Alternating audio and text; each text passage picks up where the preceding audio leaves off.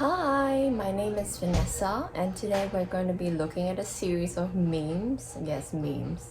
But I think memes are very important because they provide snippets of information that we might find helpful on our journey towards recovery. So this presentation is called Rising Towards Recovery. It's going to be a series of memes that point us and guide us towards what we can consider a recovered and healthy lifestyle. And without further ado, let us begin. So let's see what this quote says by J. Mike Fields. It says, "How's that perfectionism going for you?" Don't answer that because there are only two ways.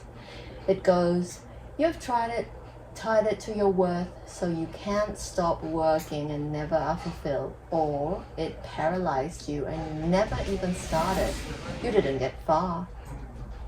So the answer is to sit with it, feel what you're experiencing. It will solve both of the above.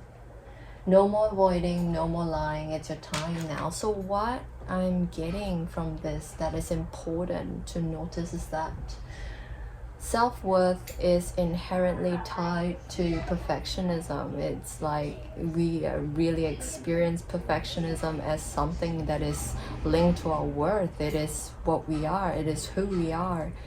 It is just somehow we've been indoctrinated with how our worth is linked with what we do, what we can contribute, what we can provide, how we can perform.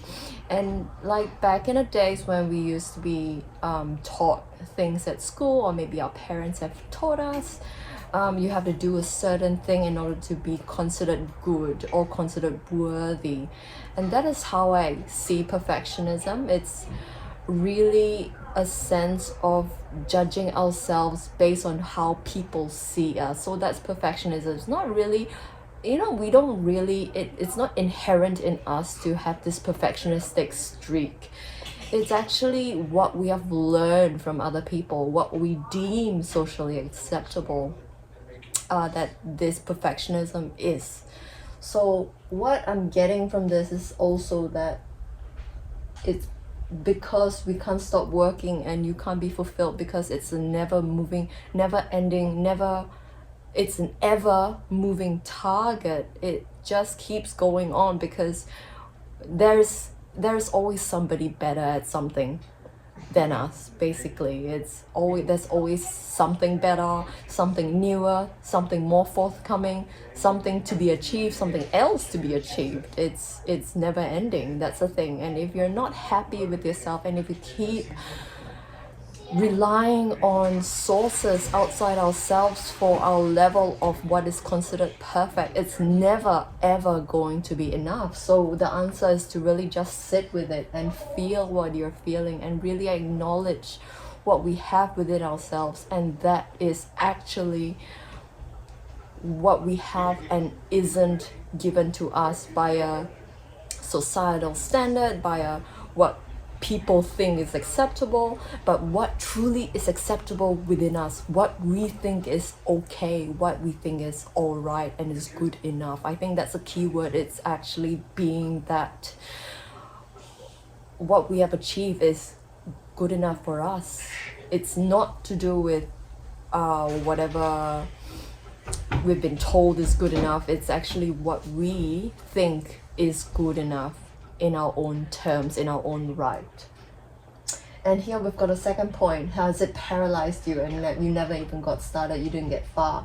So perfectionism is a very, it's a self-fulfilling prophecy. It's in a sense, it's like if you want something and you can't get it, I think it's interesting because it's not really how you feel that oh, it's so cute. Yeah, my son is getting a haircut, so it's very cute. What I'm saying is that perfectionism is incredibly paralyzing as well, because it just gives you a sense that if you can't get it, or it's never ever going to be good enough, what's the point of starting? So it's the second point, it's very relevant because for a lot of the time I have felt that, oh, since I, you know, it's I think it's part of executive dysfunction. It's, if you are familiar with autism or ADHD, you might have heard the term executive dysfunction. So it is a difficulty of getting your task started. It is how you don't know how to go about doing it because it's not going to be that perfect. And it is a lot to do with how we feel about ourselves. Like if we feel like we're never good enough, it's difficult to get started because like it doesn't compute. Like if you feel you're never good enough, then what's the point of getting started, because the end result is not going to be good enough, you know what I mean? So it is tough. It is absolutely very tough. This analysis paralysis is really challenging because you just get caught up in your head and it just keeps on going on and on and on, and in the end you might do a half-hour's job, and that is just not your best because you don't feel your best. And the way to do it is to sit with it in order to feel our best, to sit with it and feel what you're experiencing. And in the end, when you accept what you're experiencing, you will realize that you are absolutely enough. You know, it's not good enough, but enough, absolutely just enough for who you are as a person, as yourself. When you sit with the feelings, you'll realize that your feelings will recalibrate and you will feel like this is sort of sitting well with me, with you. It is sitting well so that you can actually get things done in a way that suits you. And perfectionism is definitely something that I struggle with personally. I am a recovering perfectionist. I used to want to do things just so because, you know, it's socially acceptable. It is what people think is good, or, you know, perfection, you know, it's something that is seen as pure, that is holy, that is good. But we forget that we are whole in ourselves originally. We don't need to follow societal expectations. We don't need to do all these. We can just be. And I think that's what J. Mike Fields means when he says sit with it, because if you don't sit with it, you're not going to recognize what is good for you. You're not going to recognize how it feels for you to be. And that is actually supposed to be okay. So if you can feel what you're experiencing, it will solve both of the above, because you are going to calibrate what is acceptable for you to do to the feeling of who you are, if that makes sense. So if you cannot, don't avoid, don't lie about it, and calibrate to who you are in your own person. It will be just right, because it's gonna be who you are, and there isn't any perfectionism anymore. It is perfect because it's perfect for you. It is not perfect for societal standards. It's not perfect according to somebody else who deems it to be. It's not perfect according to your parents, not perfect according to your teachers, not perfect according to the president even. It's perfect for you. And I think that is the most important takeaway for this meme, is that you need to really understand that yourself is the person who is judging it, not like what you learn from other people, like what people think is perfect or what people think is socially acceptable, what you think that people want so that you are accepted and liked. I think that's the thing. You have to accept yourself and not rely on other people's acceptance of you. I think that's another key takeaway right here. So it's a lot of reflection, a lot of understanding of the self. You need to really understand yourself and really accept that it is good, because you are inherently good. That's another key takeaway right here. And let's move on to the next meme. What else do we have? It says, fear is a memory of pain. Addiction is the memory of pleasure, and freedom, ultimate freedom, is beyond both. Because, wow, this is a very, very powerful meme. It takes us back to when we were triggered, and it's definitely by fear. It's what we don't want, what we want to avoid. It's, when you had an eating disorder, you don't want to get fat, or you don't want to binge and purge, or you don't want to, I'm speaking from personal experience because I was a bulimic and anorexic, so it's pretty much just don't get fat and I don't want to binge and purge, basically. So it is based off that. So it is the memory of pain, how I used to think of linking being bullied with a sense that I wanted to improve myself, being bullied with a sense that I just didn't want to be in that space anymore. It's a lot of triggers, a lot of fears around these issues, and it's a lot of just maybe self-disgust, even just like being triggered by what I was told. Self-disgust is not given, it's not inherent. Like, we were born happy kids. Like, everybody wants to be happy, right? So we were born like wanting to be happy, but because we received messages that tells us that, oh, we are not good enough, or we have to change such that we are better, or in my case, I was bullied, so inherently I felt that, why was I bullied? Like, I mustn't have been good enough to be a friend.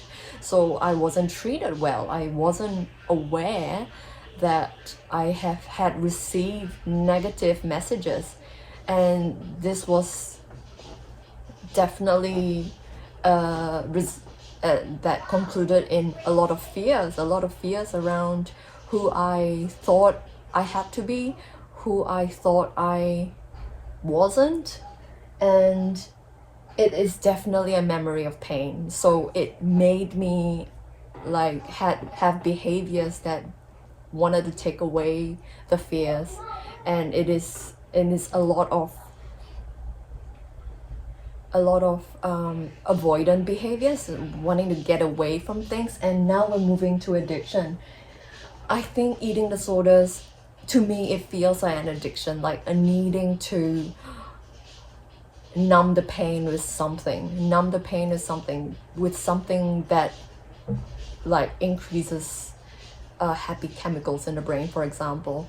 So a lot of the behaviors, like not eating as well as binging and purging, is because it feels good to do it. It feels good to get away from the pain and the fear, and to go towards pleasure, to go towards something that feels good. It's like, at least I can do something to mitigate all the things that I wanted to get away from. So that was my solution. The eating disorder is a solution to a problem, you see. And the thing is, with recovery, it's a lot of letting go, because understanding it makes it, you gotta name it to tame it, if that makes sense. You gotta name it in order to let it go. You've got to recognize it so that it doesn't have any more power. It doesn't have any more hold on us, because once you recognize it, you're like, I know what it is. It can stay right there where I left it, not to be interacted with forever. So if you can achieve that, that is freedom, because recovery is exactly that. It's the freedom to be yourself, without thinking about what people want, without thinking about what society demands or society thinks is good or desirable. So that is freedom. It's beyond pain or fear and pleasure. So it's very zen. It's actually very zen. It's a Buddhist kind of a statue. So it brings to mind zenness, and I'm not condoning Buddhism as a religion or anything like that. I'm just very taken by this meme that says, you know, freedom, true freedom is recovery. True freedom to be yourself is recovery.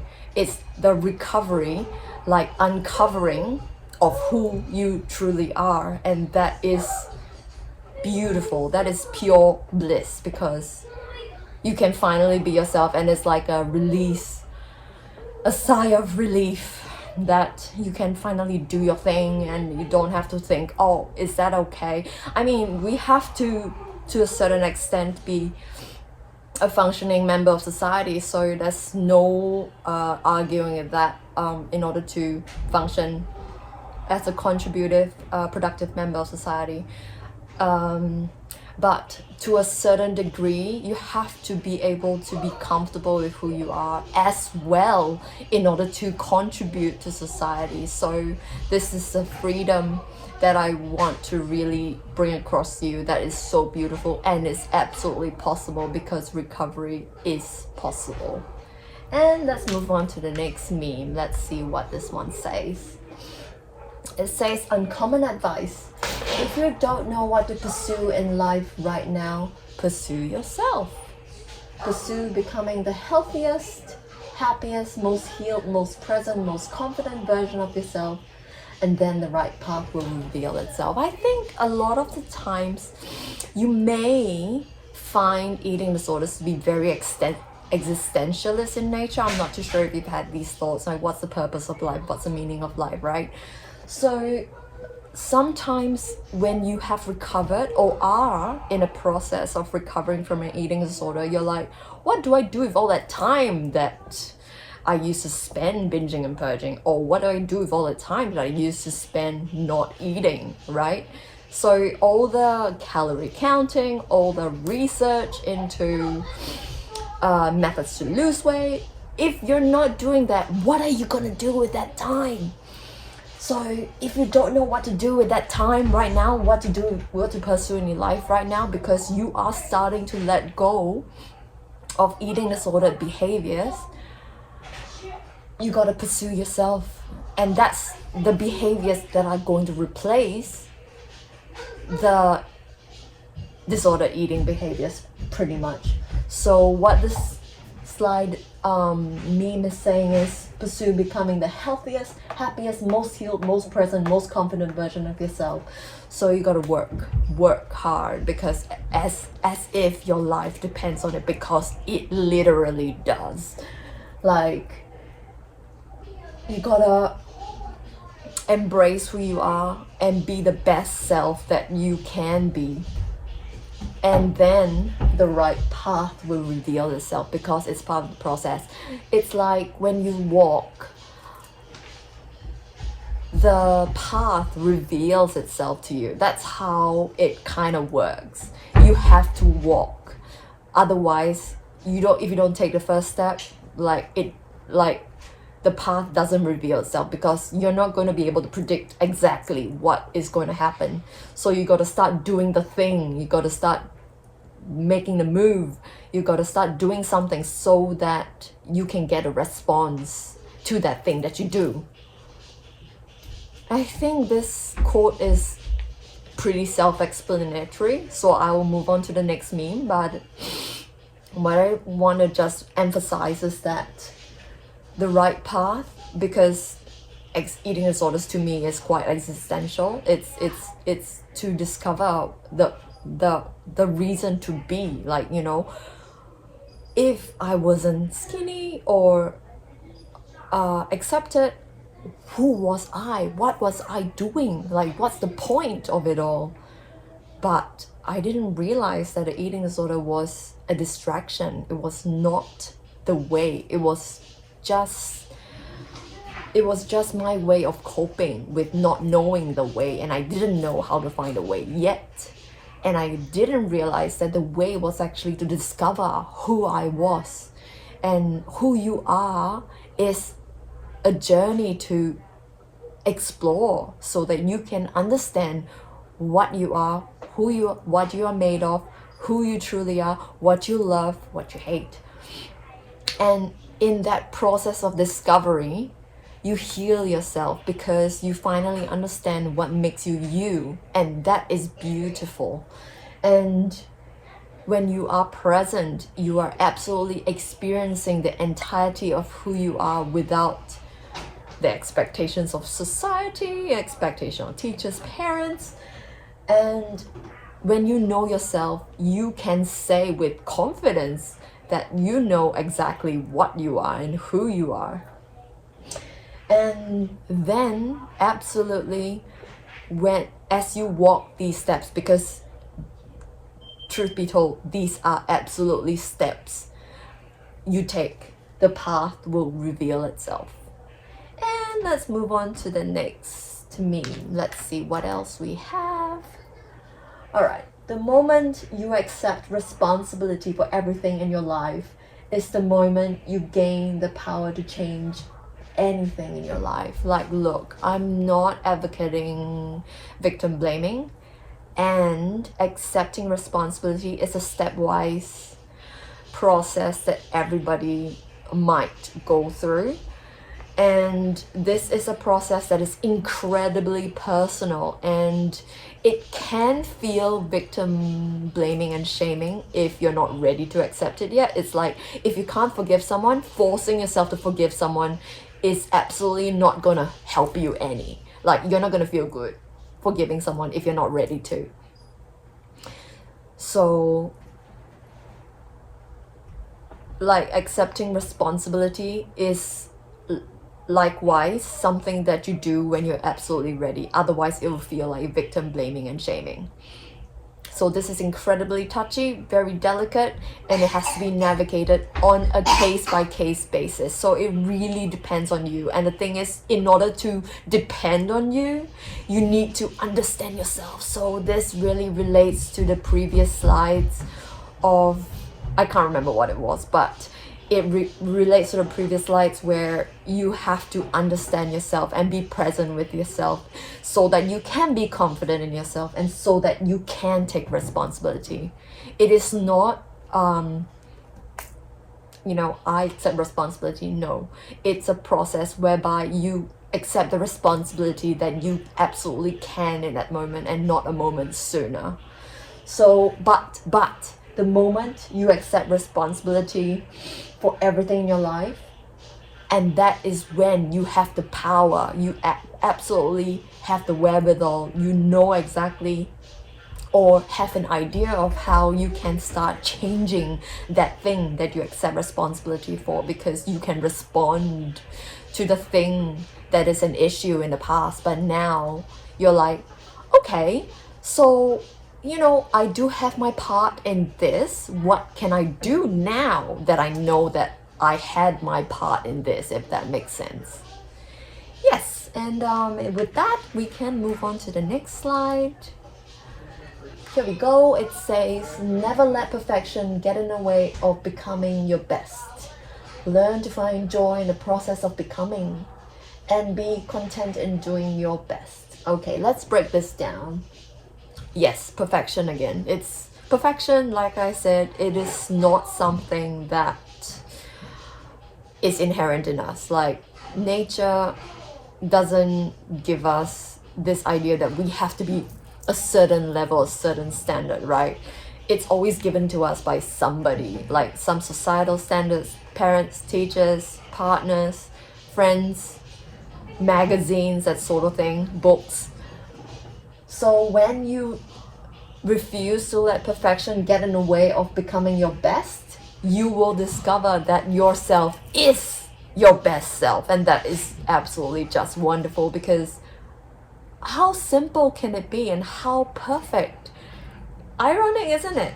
Because being ourselves is inherently perfect, because we're all unique. There's only one of each of us. And we can only do what we are here to do when we understand that we don't need to be at a certain standard in order to do that thing, if that makes sense. So when you learn to find the joy in the process of becoming, i.e. take those steps and let the path rise up to meet your feet, you will be able to be content in doing your best, which is what you naturally do, without the societal standards, without the societal expectations that other people place on you.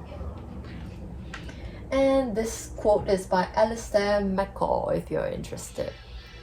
And let's move on to the next meme. This one says, "You're not stuck. You're gathering the right tools, knowledge, and wisdom for your next chapter." And that takes a moment. Wow, this one is powerful.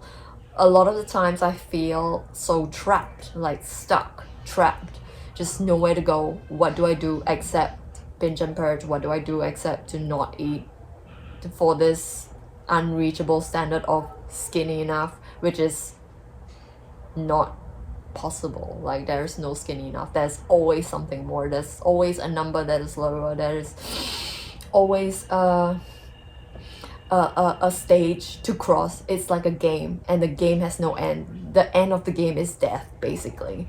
So we're not stuck.